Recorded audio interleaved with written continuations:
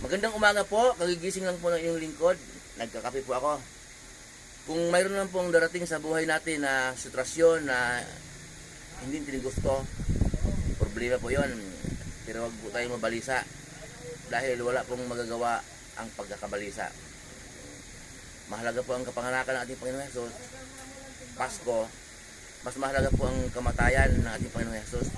Ang sabi po ng Bible, kung walang kamatayan ng ating Panginoon Hesus, walang kapatawaran sa ating mga kasalanan. So, hindi din kayang linisin ang ating sarili. Hindi din kayang magpaka-banal, hindi din kayang magpakalinisin ating sarili. Kailangan sumasampalataya tayo na siya namatay at dahil ang dugo niya ang maghugas sa ating karumihan. Yun ang nais ng Diyos Ama, makapangyarihan sa lahat, ang sundin ang turo ng ating Panginoon Hesus.